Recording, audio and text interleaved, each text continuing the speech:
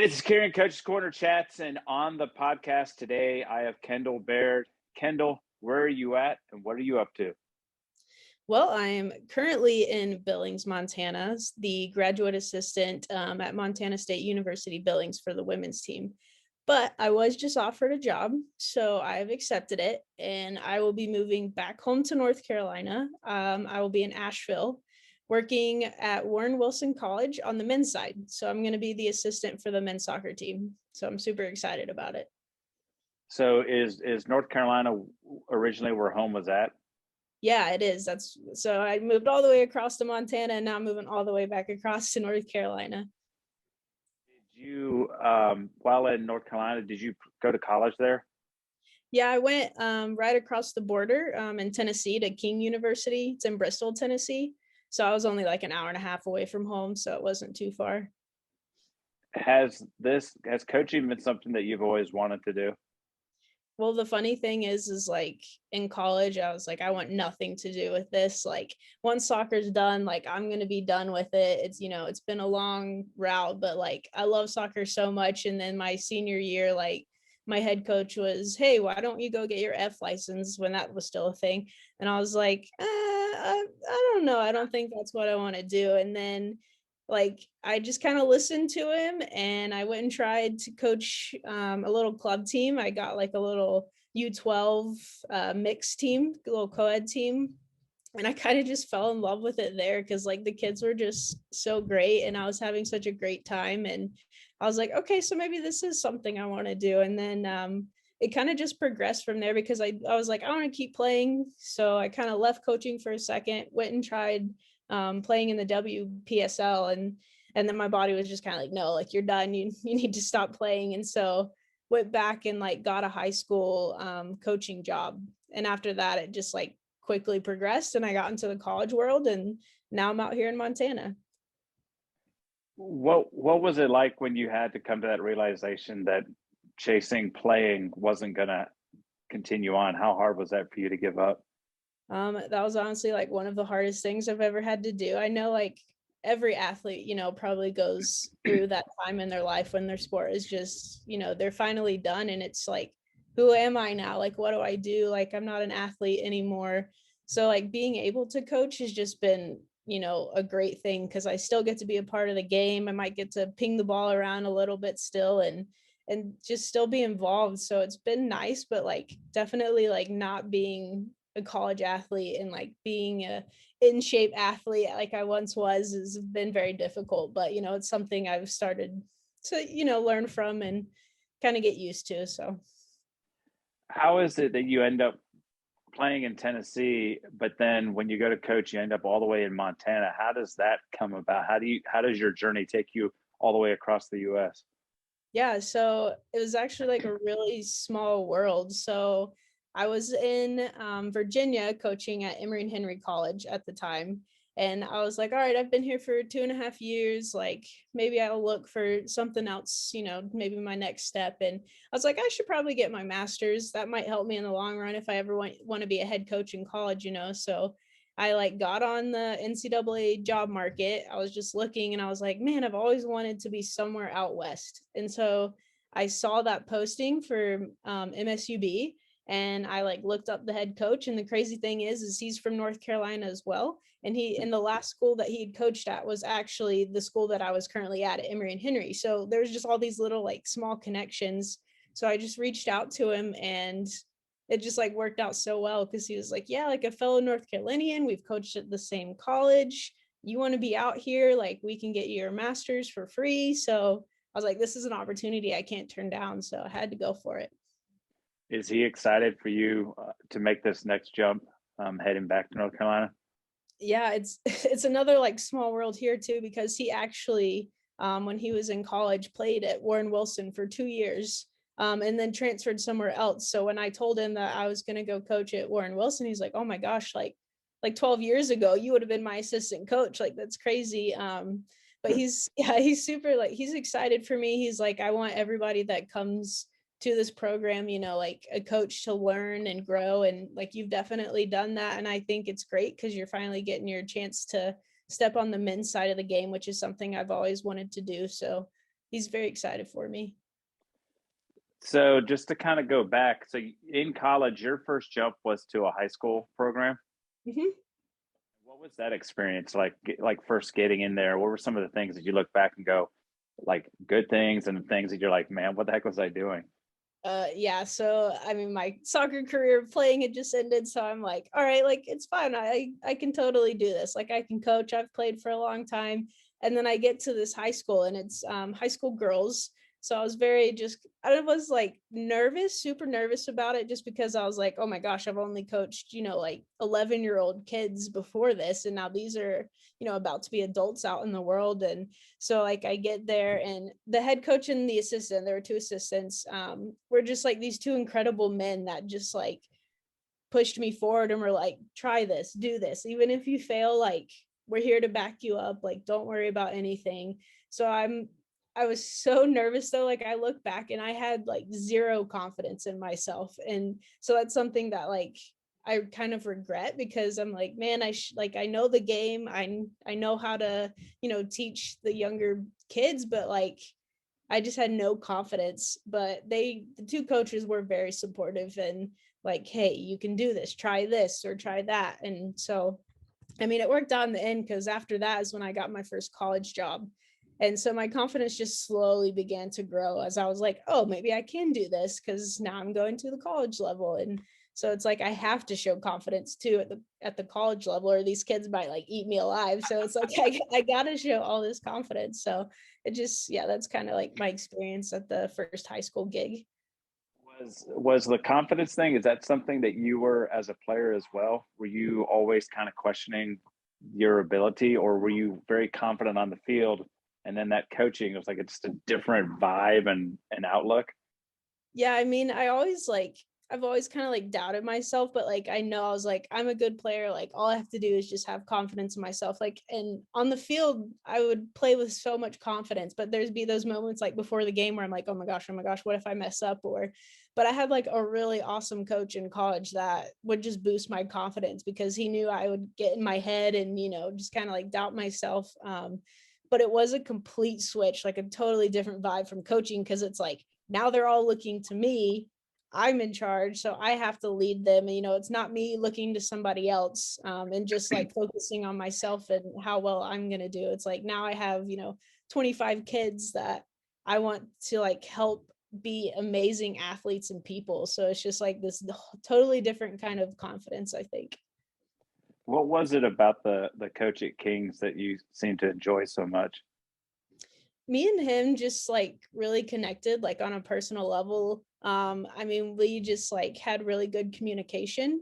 And just like when I was a junior or senior in high school, well, a senior, I guess, like him and I just, he was a new coach at the school and I had wanted to go there. So like off the bat, I had emailed him. I was like, hey, I want to come here. And so like just from then, like he would come and just come to my games and be like a big supporter. He would always just, he's like, I know you're a good player. We're going to give you this amount of scholarship because we believe in you. And it was just like, he always had, good things to say to me, even if we would go through like an argument or something, like it always came out like, I believe in you, like you can do this. And I'm going to be here for you, like every day until the end. Like even now he's one of my references. And so he's just still been someone who's really important in my life. So it's been pretty awesome. With the moving out and away, what has that been for like your parents and family? Like not having you all the way across country and now coming back. What's how excited have they been? One about just kind of where this journey is taking you physically, and then secondly, how excited are they about your maturation as a soccer coach? Um, they were very spoiled because for the longest time, I only lived an hour and a half away. So when I Hmm. would play or even when I was coaching, my parents would like come to every single game, and just watch me coach. So they were like, wow, are you sure you want to move to Montana? Like, we're not going to be able to come to every single game. And I was like, no, like, I really feel like this is something that I need to do. I can get my master's for free. And, like, I've always wanted to experience being out west. So they were like very hesitant, and my dad kept making jokes like, no, like, you don't want to move, you don't need to move, you'll be fine here. Like, stay here. And so like, but it was a fun like family trip driving me all the way across here to move. And my sister is a PA, so she only got to stay for a little bit because she had to get back to work. But my parents stayed for like a month when they first moved me in, and we just went exploring because like Montana's just so gorgeous anyways. And so it like felt like home, just being able to drive around and see all these new places with them. And then I kind of like waited to tell them a little bit about this new job because I kind of wanted to surprise them because I knew they'd be so excited because they were like, oh, look at all these job openings over here. Like, you can come back home. And I'm like, oh, like, we'll see, I don't know where this will take me. But then when I got the offer from Warren Wilson, I was like, guys, like, I'm coming back home. I will only be like an hour and a half away again. And like they were so excited and they're so ready. They're like, oh, we'll even drive back out there and help you move stuff and drive all the way back across again, like in 5 days. And I was like, you guys don't have to do that. But and my sister's like super excited. And I think they can just tell like how much that I've grown as a person and like the coaching and just in life from having this experience of moving out here on my own and then growing and then realizing like, all right, I'm going to come back and now I'm going to take on a new challenge on the men's side. So I think it's been pretty good though. I was going to ask this one I'm assuming was like the first big move away from home that Mm-hmm. and what have you. What were some of the obstacles that you ran into that you were like, man, I got to just work through this and persevere? Well, I mean, like the farthest I'd ever been away from home before was like 3 hours. So, this is like a massive thing. Like, oh, if I want to see you guys, I have to fly home. And so like at first it was a little difficult, like them leaving. I was like, oh my gosh, like I'm completely on my own right now. But it was really nice because I was able to like the coworkers that I worked with were just incredible and they just kind of like took me in immediately and like asking me to go do all these different things. So I was like, oh, like it feels like I have a family here already.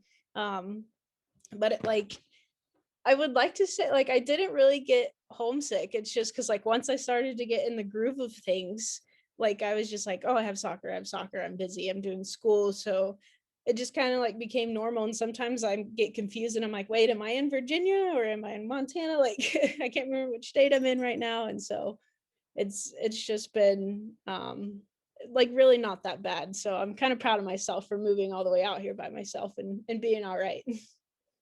What does soccer look like in Montana? Because when I hear Montana, I'm thinking feet upon feet of snow. So what is the setup like? How like what was the fall season look like? What's the spring look like? All those types of things in terms of opportunity to train. Do you guys have to go inside? Is there some special dome or what do you guys have set up there? Yeah, so the funny thing actually, like while I've been here, there hasn't been like a whole lot of snow like it normally has. The thing that has bothered me the most is the wind. It just comes out of nowhere and it'll get up to like 60 miles per hour. So you're like, okay, well, are we going outside today? Oh, nope, there's 60-mile-per-hour wind. So I'll see you guys inside.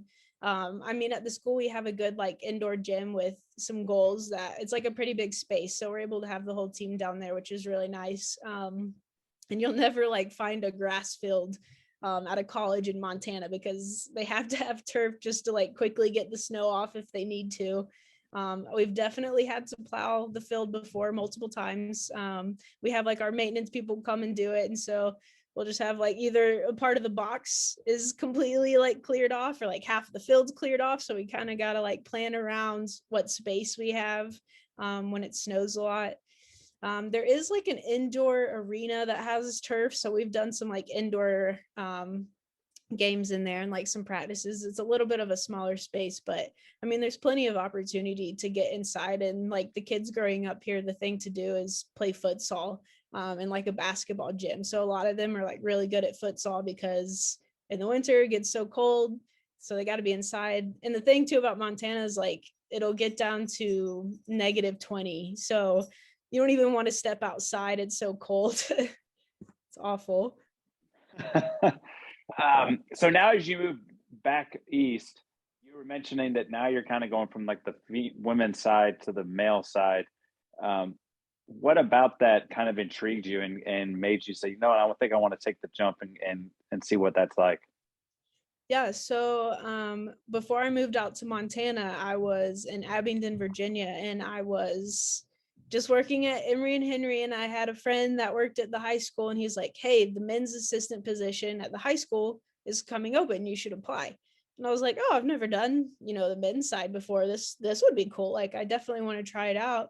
So I applied, I got the job, and in that small of like a place, the head coach was just like a teacher, so he didn't really know like what soccer was. So I was basically running everything, and I just loved it. Like, the guys were just so incredible, and they became family to me, and like I still talk to them now. And then the season after, I got the head coaching position for them, which was something that was just like, so I was so like proud of myself for kind of like being able to show, like other, like just like little girls that maybe want to coach men at some point, like, oh, I can do it.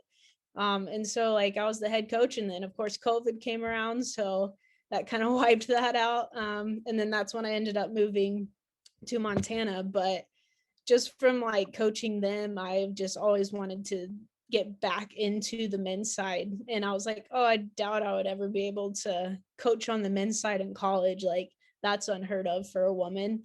But then I met Coach Minnell, who's the head coach at Warren Wilson, and he was like, no, I only want a female for my assistant. I don't want a male. He was like, I really want to like help women get more involved in the game on both sides. He's like, I want to help grow the game for women and put them in positions of like power, because like they can do it. It's just as men can. And he was like, yeah, I posted the job online and the only applicants I got were men. And he said, I declined every single one of them and just didn't have an assistant coach for the season because I wanted a woman.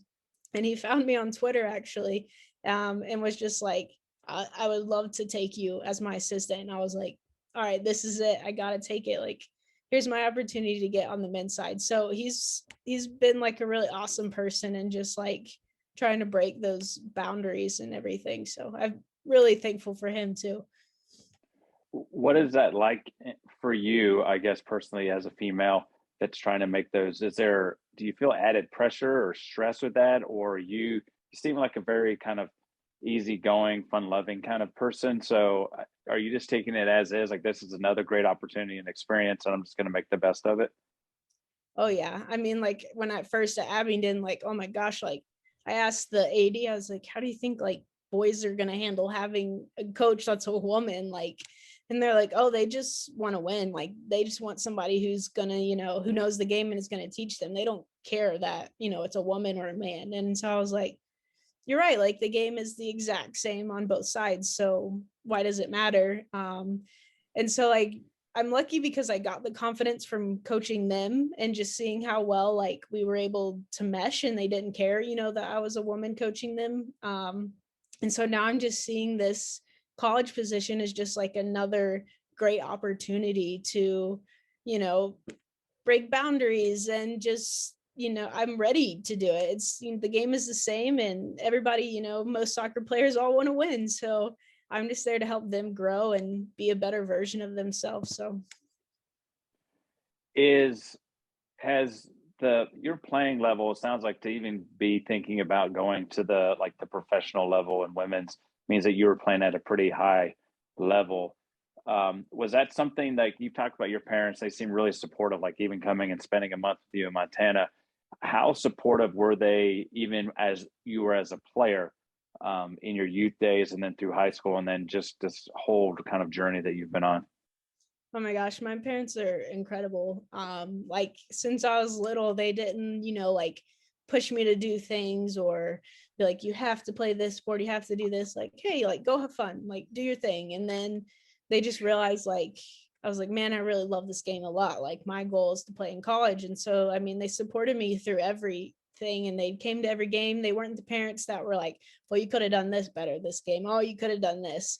They just sat, they watched, they cheered me on. And then after the game, they'd be like, great job, like you did good. But it's funny because my dad can remember every single like stat from my life. He'll be like, hey, remember back in like 2001 when you scored that goal? And I'm like, no, I have no clue what you're talking about. But, like, he remembers all of that, and it's just crazy. um And even in college, they were at like every single game, which was really nice. Like that's why I kind of liked being closer to home too, because they could come to all my games. And it's kind of funny though, because my sister is 4 years older than me and she played basketball in college. But I was still in high school. So my parents didn't really leave me behind. They had to kind of stay home. So they didn't get to go to as many games of hers as they did my soccer games. So she's still a little salty that they spent more time at my games in college than they did hers. But yeah, it's just like they've always just been such big supporters of me and like everything I do. And so I really am like super blessed to have two parents that are just like, hey, go do it and do your best and we'll be right here for you. Is is where you're headed now in terms of doing the men's and stuff? When does that actually happen? I guess I hear like from conversations, never really ever asked, what is the transition like to go from one school to the next? So like when do you finish up in Montana? And then what is that next? Like what's your summer look like? What's the transition look like coming back home? Yeah, so I'm actually moving here at the end of January. So it's a pretty quick turnaround. I don't technically have to be in person for Warren Wilson until March. So he's just been sending me a lot of stuff I can do online, remote. So it's just a lot of recruiting stuff right now. Um, but I'm still kind of like in the Montana stuff as well. So I'm slowly kind of just like doing the last things that I need to do for them and like help them kind of finish out what my job was. And then I'll be just fully into Warren Wilson. So I like my official start date is January 15th, which is tomorrow. Yeah. So Yeah. um yeah, but I'll still be here, until the end of January. So I told the head coach here that I would, help out with whatever he needs and until I leave. Because I'm only just doing remote stuff for Warren Wilson right now. But when I move, I'll be getting involved in clubs. So that's why I'm kind of going ahead and moving now. So I can just start getting involved in the club and the kids that are in the area and kind of start getting used to living back in North Carolina. I was going to say, so once you move and you're in back here in the East, what are some of the first things that you feel like you're going to have to kind of get in place and start setting that foundation to for success? Well, the stressful part was finding a home because like the area Asheville is just booming. It's insane. But just signed a lease last night. So I've got a place secured. So that's kind of off my plate, which makes me feel a lot better. I've been in communication with the club. Just basically everybody in it has been like calling me and emailing me and just been like, we're super excited to have you. Like, here's all these opportunities you can do to like earn extra money and get more involved. So like my biggest fear right now is just like trying to pack everything up into a car and move it across the country. But now that I have a home to put it in, it'll be a lot better. But once I get there, I'm going to be hitting the ground running and just starting with club. They do this really cool thing called soccer in the schools. So I would go in each day, every day of the week for a school week from like 8 to 2. And I would basically become like the PE teacher and teach soccer to these kids in the schools so we can start getting more kids involved with soccer and like getting them involved in the club. And they said they've been doing it for like 15 years and it's been really successful. And like having coaches go into the school and be like, hey, you could come play rec or tell your parents about soccer. Cause most kids might still don't really know about soccer, it's still kind of growing. So there's just like all these opportunities for me and I'm just so excited because I'm like ready to go now and be like, all right, like let's start doing this. And then getting to campus at Warren Wilson and meeting everybody and just kind of getting settled on that. But it was nice because we had a Zoom last night, so I got to meet quite a few of the guys, which was really nice, and just like seeing some faces and putting names to faces. So that was the first time that I got to talk to them. But yeah, so I mean, I'm just ready to go, ready to get on the ground running.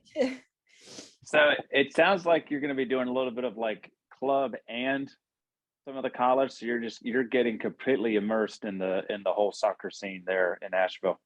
Oh yeah, because college is like the assistant, so I mean it's like part time. So I gotta find some other like bit of income as well, which I mean, I played against this club when I was little because it's so close to my home. So I've known about it, forever. And so I'm like really excited to join it and like all these cool coaches that I've already been talking to and meet all these new people. But yeah, I'm gonna fully immerse myself into the soccer world there because it's actually incredible. Like they have is it a USL or whatever, like semi-pro team in Asheville, and the people show out for those games, and Hmm. the soccer community is just insane there. So that's something else I'm really looking forward to. I love the program of taking soccer and bringing it into the schools. What a cool little idea to create. And I think you'll this the it sounds like you're going to be able to experience from like the little ones to whatever you end up dealing with in club, all the way up to the college level. It's really cool. You're going to experience the whole spectrum. Yep, all of them, every age. um, Now that you're going to go into that assistant, does Kendall have a kind of a crystal ball look of like, here's where I'd like to end up? Or, do you have aspirations of being a head coach at the college level? You've done the high school thing, or do you even think it'd be cool to go to like the women's NWSL or something, and possibly do some professional stuff? Or where's Kendall? Where are you at now? Which I know you're headed to Asheville, but kind of big picture, where do you see yourself? I mean, I'm kind of like a small town, like really outdoorsy kind of person. So Asheville's like a really good fit for me. Like ever since I was little, I've wanted to live there. So this is like a great opportunity. And if I had the opportunity to stay there for a while, I definitely would. Um, and like find a head coaching position in Asheville if possible, or just get completely immersed in the club. But I've thought about being a head coach at the college level, and that's kind of why I went to go get my master's as well. And so if I could help myself kind of in that situation, the last school that I worked at, Emory and Henry, like I would love to go back and be a head coach there on the women's side. I really enjoyed being there, and it's just like it's all kind of like in a triangle close to home. It's very outdoorsy. There's so many people I know and just like great supporters that have helped me, in my coaching and playing career. So like everything that I know is kind of like in that area. I haven't really thought about like going past the college level, um, but if it was maybe like a WPSL team or something, and I got the opportunity to assist with that, I would absolutely like say yes, because that would just be an incredible opportunity. And that's only during the summer. So I could, keep a college job as well if I wanted to. So it hasn't like I haven't had much thought on that, just kind of like day to day, like where am I gonna go next? And then kind of focusing on that and then see what happens, see what cards I get dealt and just kind of go from there. Will you be doing any schooling or anything back at Asheville, or are you just going to be strictly focused on soccer? I'm going to crush soccer. No, so I actually have one semester left of my master's, but everything's online. So I will move to Asheville. I'll be finishing my last semester of my master's and doing all of this soccer. So I'm almost there though. So not too much longer. Have you, you've talked about being outdoorsy and all that. Has that just been something? Have you always been kind of a just on the go type of person, personality wise, even as a youngster all the way through? Oh yeah, like you could find me outside when I was little, just like running around barefooted, like every day, just around the neighborhood. And like growing up, that was one of my favorite things was just being immersed in out in the woods, like having fun and being by a river or camping or hiking. And I used to go to this camp when I was younger that's actually pretty close to Asheville. And I went there for like I don't know, like 12 years. And it was just kind of an every summer kind of thing. And they would take us whitewater rafting, canoeing. I would learn archery, like rappelling, rock climbing. It was just like all this stuff. And it just kind of like helped grow my love for all of that. And so I've just always wanted to be somewhere where if I need to escape, I can just like go out into the woods and go on a hike with my dog and I'll be good to go. Is the you brought up, and I asked earlier about you wanting to possibly go to like that professional level and all that type of stuff.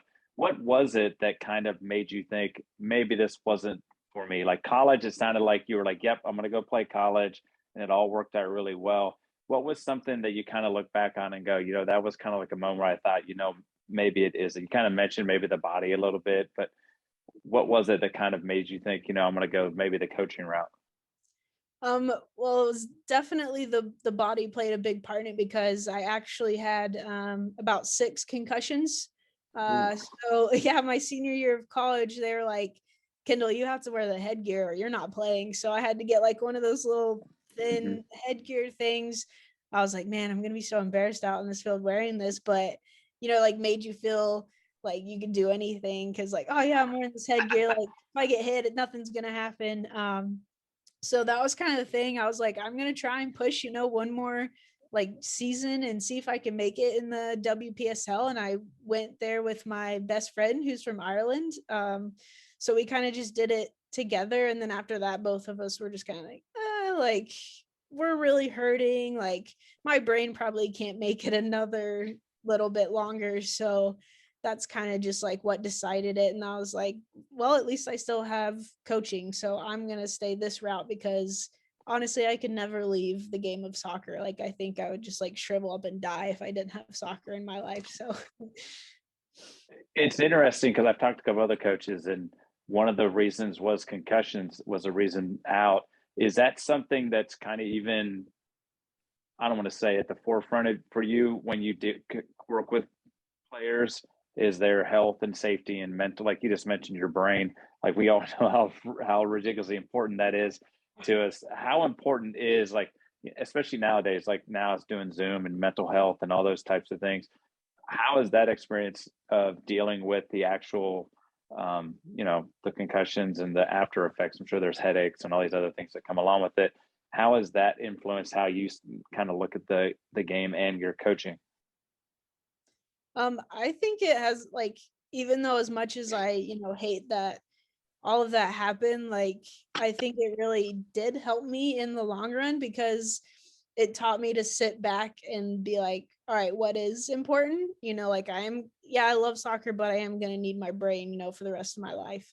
And so I was like excited when, US soccer, whatever, was like, all right, kids below 12 years old, like no heading the ball, because that's a very important time in their brain development.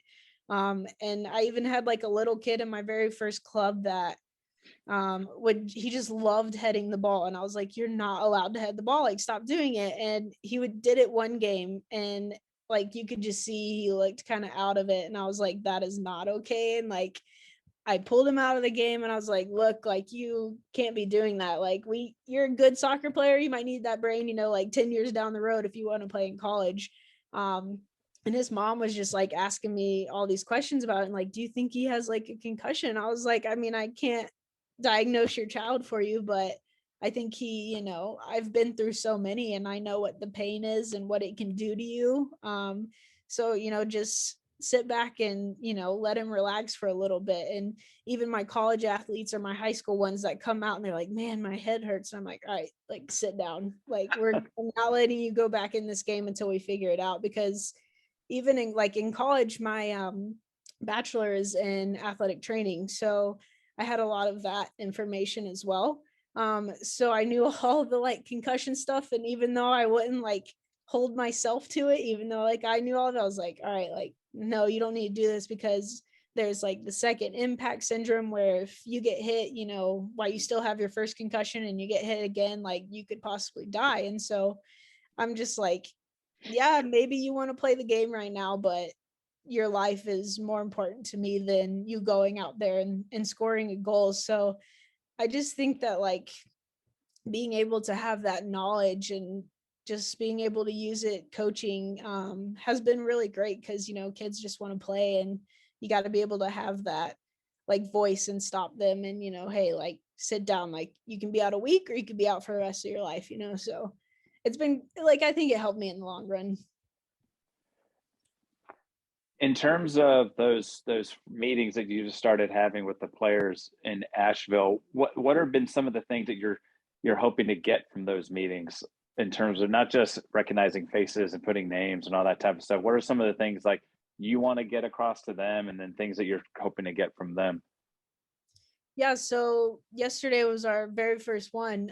It was with a psychologist. So the school has like a sports psychologist or whatever. So he had already planned questions out for them, which were actually like pretty vulnerable. Like, what is your biggest struggle right now? Like biggest fear, like stuff like that. And I was like, dang, like my first meeting, I'm sitting here and these guys got to open up. They're probably like, oh my gosh, like I got to get a little bit vulnerable. And I just met her. And it was just nice because like I got to listen to them, kind of really speak their minds and heart and just kind of like see who they were as people. Um, Not everyone on the team was there, some of them had work or class, but like the ones that I did get to meet was really nice. And even the psychologist, like let me chime in. So I got to be a little bit vulnerable with them as well, which I think was really good, even though it's the first meeting and you're like, oh my gosh, like we're really getting to know each other this first time. I think it was good because they were able to, see who I was as a person and kind of see my personality and who I am. And I got to see who they were. So I know we're gonna have more, and then they will be in person once everybody gets back on campus and everything. So I'm looking forward to actually continuing those. I was a little nervous to meet them, on a Zoom call, but it worked out really nice and just, opening up to them and them opening up to everyone else. I like the fact that they have an actual psychologist, like a specialist to work with the guys.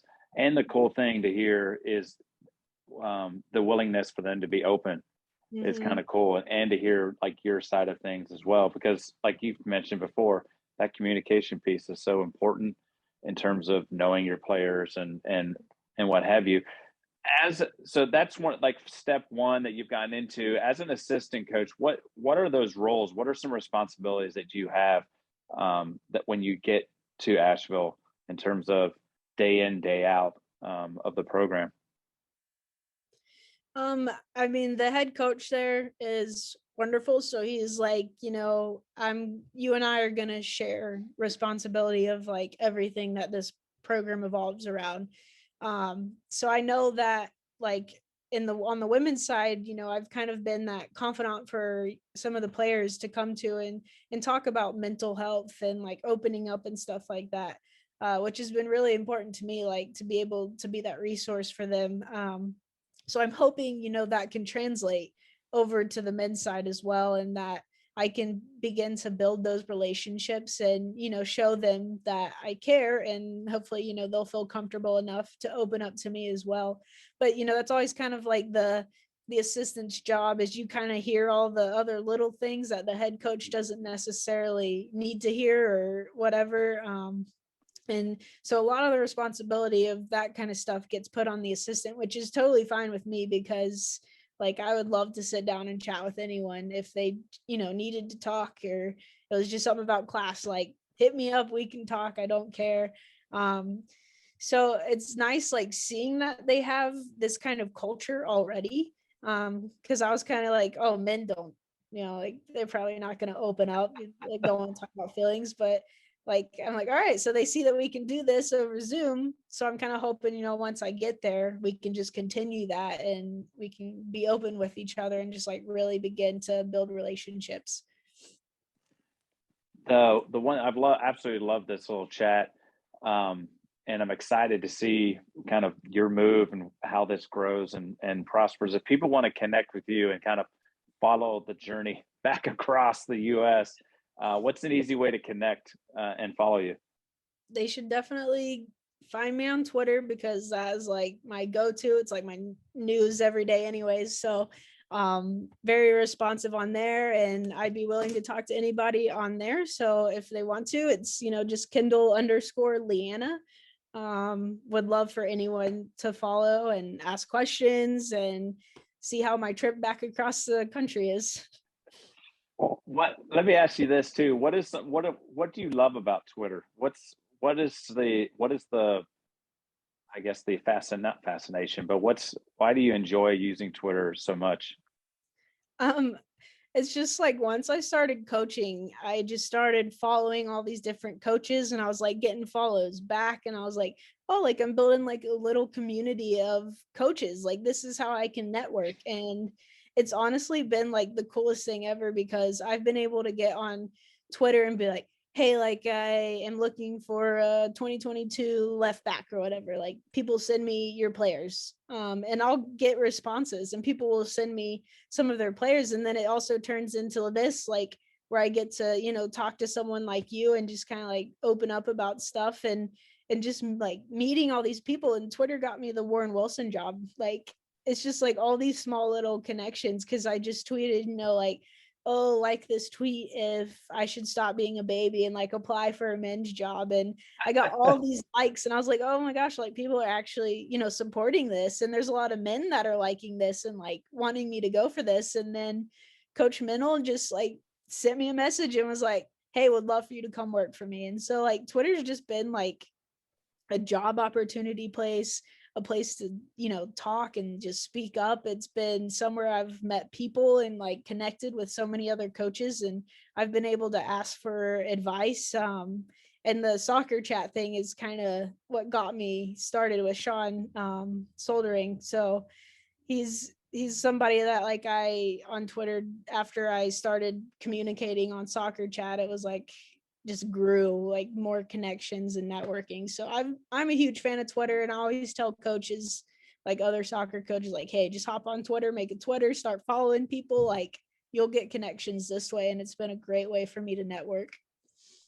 The last thing I wanted to ask is when you started out coaching, you had like concerns about confidence and all that type of stuff. Now that you've gone, like done the GA thing and now you're coming back and what have you, has that confidence is built or are you still in the process of kind of developing that?